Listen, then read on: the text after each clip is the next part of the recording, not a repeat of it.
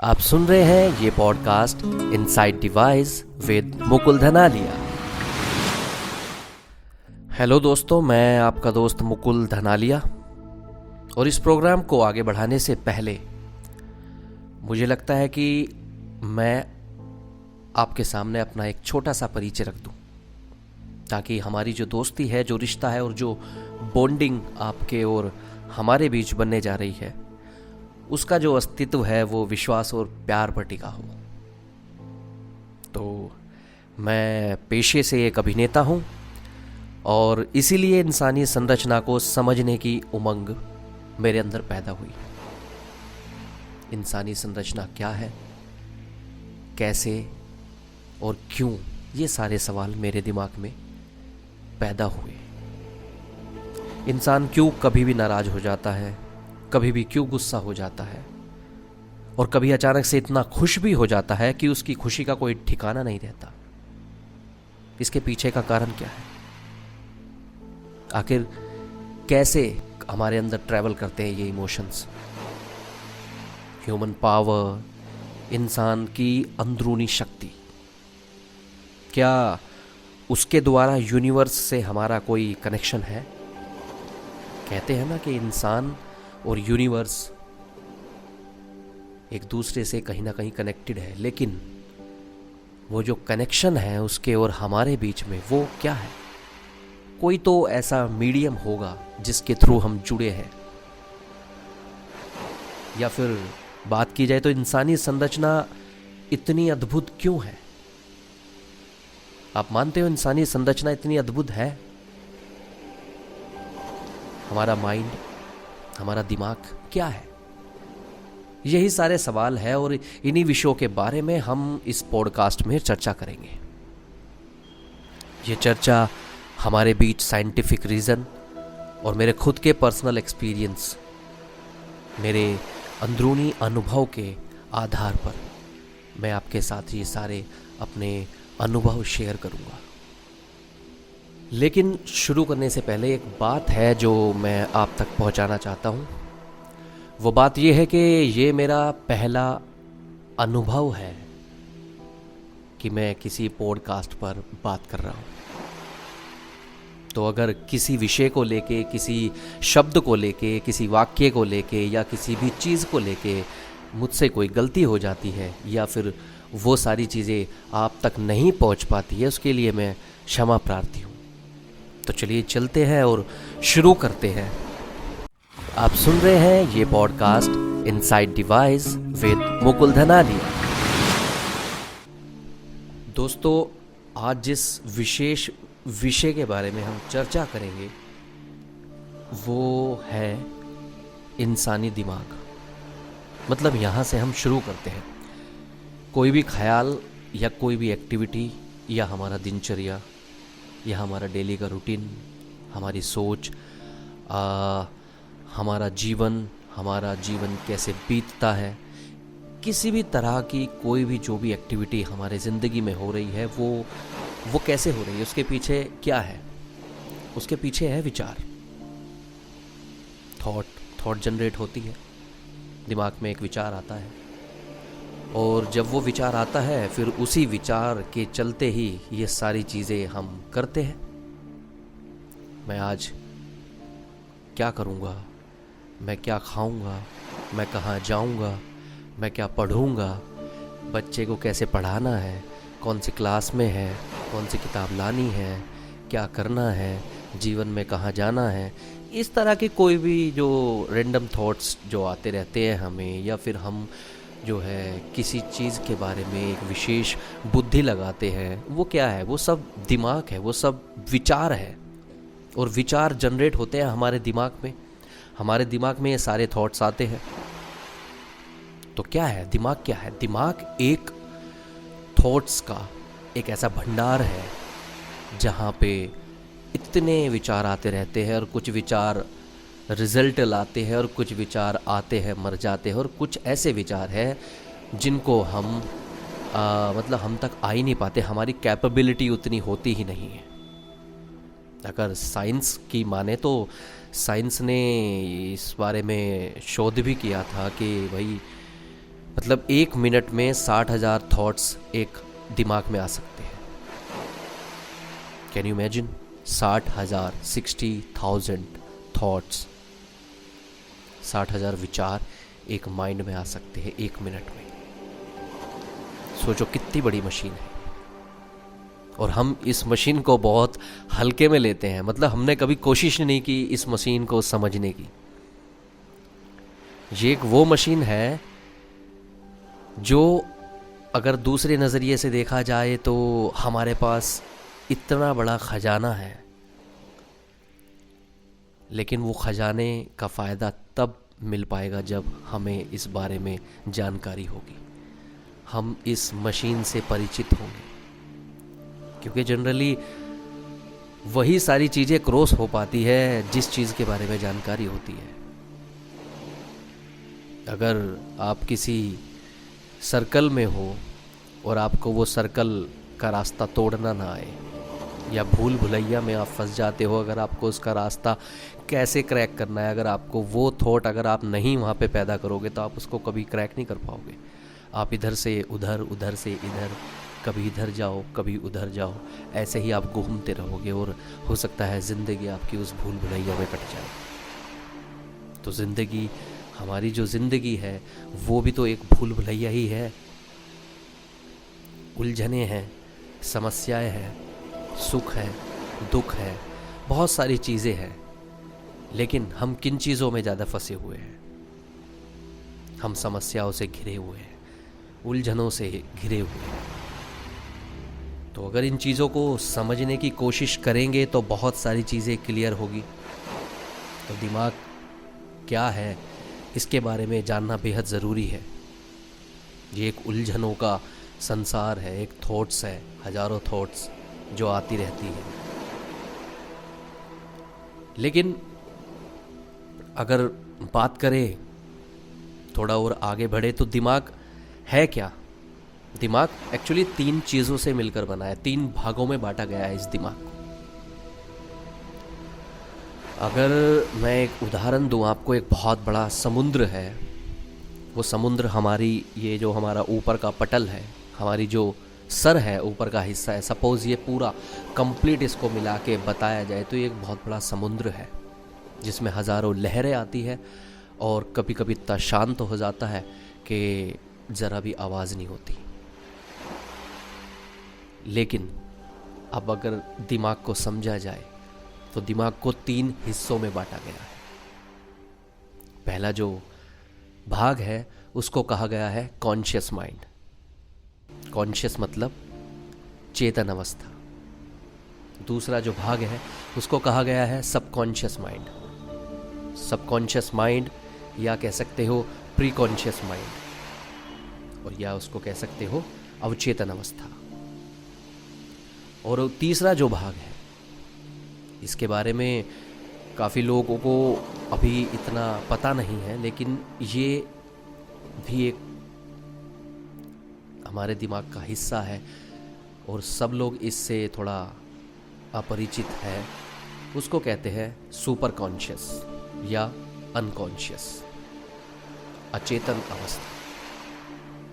तो ये 3 भागों में हमारा दिमाग बटा हुआ है, कॉन्शियस, सबकॉन्शियस और अनकॉन्शियस। लेकिन चेतन अवस्था क्या है, या फिर अचेतन अवस्था क्या है, और या फिर अवचेतन अवस्था क्या है? ये जो तीनों भाग हैं हमारे दिमाग के, तीनों के फंक्शन क्या अलग अलग है, एक जैसे है, क्या है, वही सारी चीज़ें हम यहाँ पे डिस्कस करेंगे। देखिए, पहले बात करते हैं चेतन अवस्था की। जनरली चेतन अवस्था क्या होता है, मैं आपको एक एग्ज़ाम्पल देने की कोशिश करता हूँ, और अगर आप ध्यान से सुनेंगे तो आपको वो एग्ज़ाम्पल समझ में भी आएगा। देखिए, जैसे मैं बोल रहा था आपको, एक समुद्र है और उस समुद्र में हज़ारों टीले होते हैं, ठीक है। तो आपने देखा है बर्फ़ के जो आइसलैंड होते हैं, बर्फ़ के टीले होते हैं बड़े बड़े, जो पूरा पहाड़ बर्फ़ का ही होता है, समुद्र के बीच में तैर रहा होता है।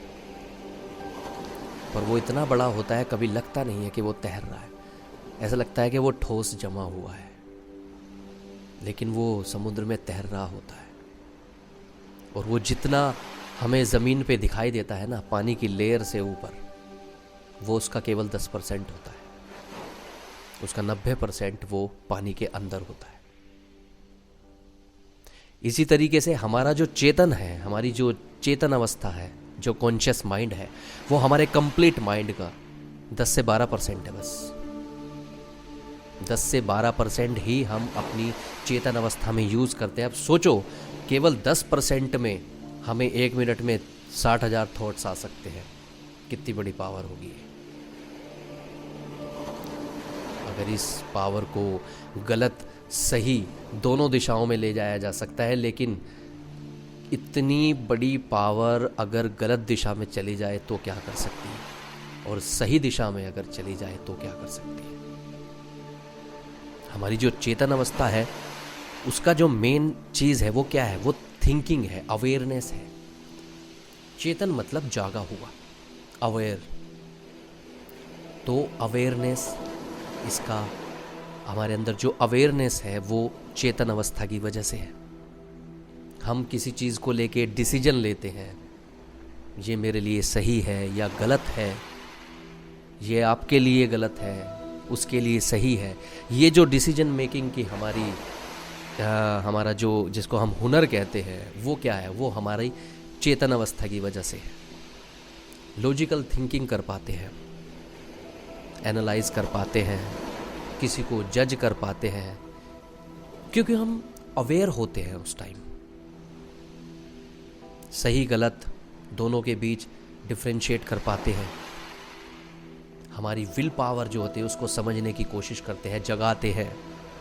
बहुत सारी चीज़ें हैं, अपने फ्यूचर के गोल, अपने लक्ष्य को निर्धारित करते हैं, वो हम चेतन अवस्था से करते हैं। एम्बिशंस होते हैं आदमी की ज़िंदगी में, वो क्या है? वो सब चेतन अवस्था है। लेकिन ये केवल 10% है हमारे दिमाग का, जो कॉन्शियस है, चेतन अवस्था है 10%। सोचिए 10% इतनी बड़ी चीज़ है जो कि सुबह से शाम तक हम केवल 10% के यूज़ के ही सारी चीज़ें करते हैं। मैं कब खाना खाता हूँ, मैं कब नहाता हूँ, मैं कब ऑफिस जाता हूँ, मैं कब अपना काम करता हूँ, पढ़ता हूँ, लिखता हूँ, घूमता हूँ। बहुत सारी चीज़ें ऐसी हैं जो मैं डिसीजन लेता हूँ जिन चीज़ों के, सुबह से शाम तक मुझे अभी पढ़ना चाहिए, एक टाइम टेबल बनाता हूँ मैं। लेकिन वो जो डिसीजन है, वो डिसीजन कहाँ से आता है? वो कॉन्शियस माइंड से आता है। अब दिमाग का जो दूसरा भाग है उसका नाम है सबकॉन्शियस। सबकॉन्शियस मतलब अवचेतन अवस्था। सबकॉन्शियस को प्री कॉन्शियस भी कहते हैं। अब जो बर्फ का जो टीला है जो पानी के अंदर है, जिसको मैंने कहा है कि 90% वो पानी के नीचे है, वो जो 90% पानी के नीचे है ना, उसमें से 85 to 90% का जो भाग है, वो अगर दिमाग के दूसरे पहलू से उसको कंपैरिजन किया जाए या उसको उसके बिहाफ पे उसको समझाया जाए, तो वो 85 to 90% का जो भाग है, जो पानी की गहराइयों में है, पानी के अंदर है, वो हमारा सबकॉन्शियस माइंड होता है। सबकॉन्शियस माइंड या प्री कॉन्शियस माइंड 85 to 90%, इतना बड़ा भाग जिसके बारे में हम कभी अवेयर नहीं है, जिसके बारे में हमें कभी पता ही नहीं है, जिसके बारे में हम कभी बात ही नहीं करते हैं, और जिसके बारे में हमें पता ही नहीं था आज तक कि ये भी कुछ है। लेकिन ये सोचो कितनी बड़ी पावर हो सकती है अगर 10% इतना बड़ा पावर है हमारे दिमाग का कि एक इंसान पागल भी हो सकता है वो 10% की वजह से। सोचो अगर इस 90% वाले भाग को हमने समझ लिया तो क्या क्या हो सकता है।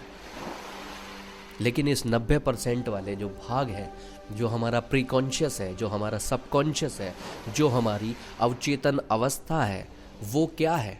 हमारा जो बिलीफ सिस्टम है, वो हमारा सबकॉन्शियस माइंड से आता है।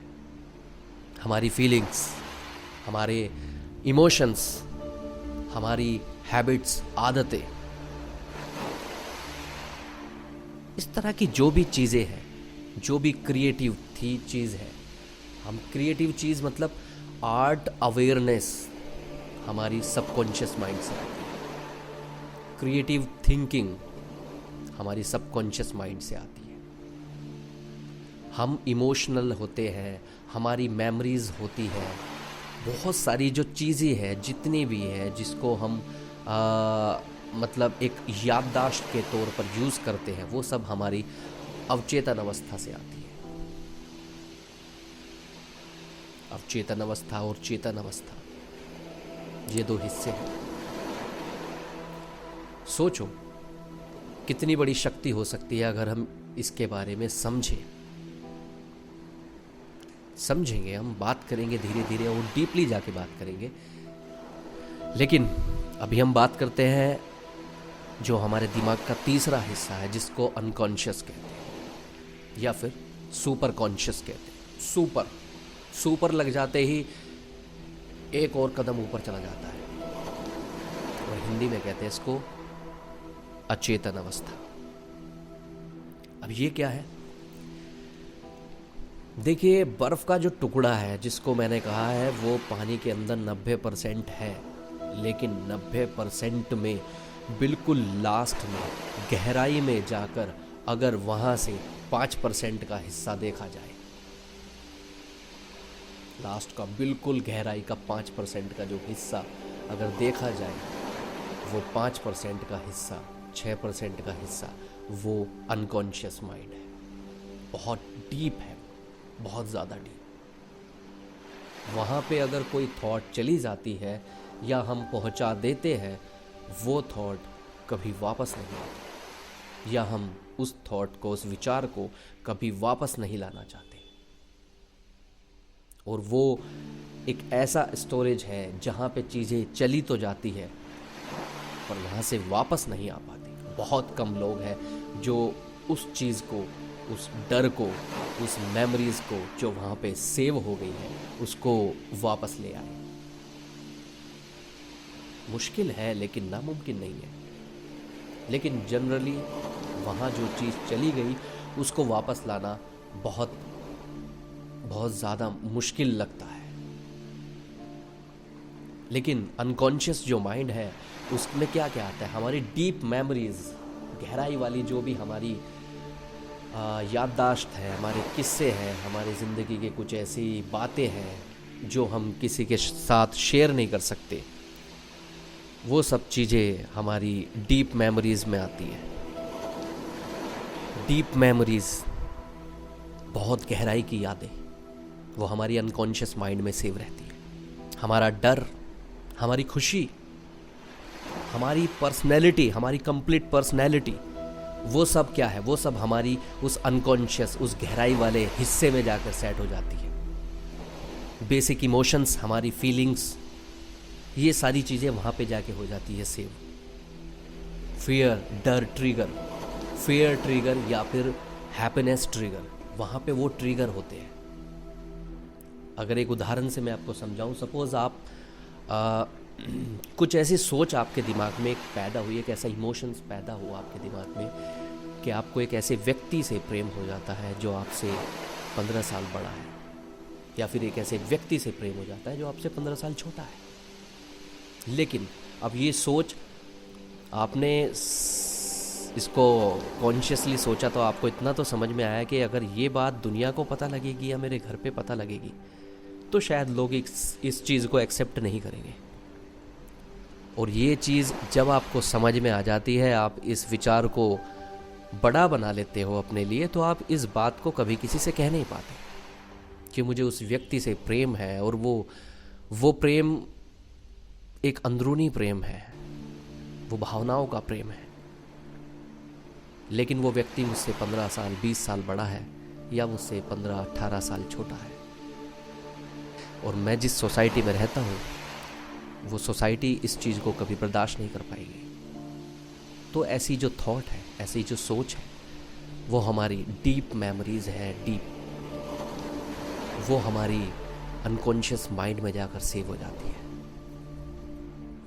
ये वो भावनाएं हैं जो हम कभी भी नहीं निकाल पाते फिर, क्योंकि हमारा डर भी है वहाँ, दुनिया क्या कहेगी, और हम खुद को दबा देते हैं, अपनी सोच को दबा देते हैं, एक ऐसी जगह फेंक देते हैं जहाँ से उसका वापस आना मुश्किल हो जाता है। और वो जो हिस्सा है वो गहराई का हिस्सा है, दिमाग के सबसे ज़्यादा गहराई वाले हिस्से में जाकर वो चीज़ सेव हो जाती है और वो कभी वापस नहीं आ पाती। और अगर वो वापस हम लाते हैं तो हमें लड़ना होता है खुद से और फिर सोसाइटी से, समाज से, हमारे आसपास से। तो इस तरीके से दिमाग के 3 हिस्से होते हैं, जिसको कॉन्शियस कहते हैं, सबकॉन्शियस कहते हैं और अनकॉन्शियस कहते हैं। ये 3 हिस्सों के बारे में हमने आज बात की है और आगे हम और भी दिमाग के जो हिस्से हैं इनके बारे में और डीपली जाके चर्चा करते रहेंगे। लेकिन अभी जितना हमने आपसे ये सारी चीज़ें शेयर की है ये बहुत बेसिक लेवल पर है, लेकिन बेसिक लेवल से ही शुरू करेंगे और धीरे धीरे आगे हम और गहराई में जाएंगे चीज़ों को लेकर, और दुनिया की सबसे बड़ी जो पावर है उसके बारे में भी चर्चा करेंगे, जो हमारे अंदर है, जो हमारी है, हमारी खुद की पावर है, लेकिन हम अभी तक उससे परिचित नहीं है। लेकिन हम परिचित हो जाएंगे, हम चीज़ों को समझेंगे किस तरीके से काम करती है। मिलेंगे हम एक अगले पॉडकास्ट में, और तब तक के लिए आप सुनते रहिए हमारा ये पॉडकास्ट। शुक्रिया। आप सुन रहे हैं ये podcast inside device with Mukul धनालिया।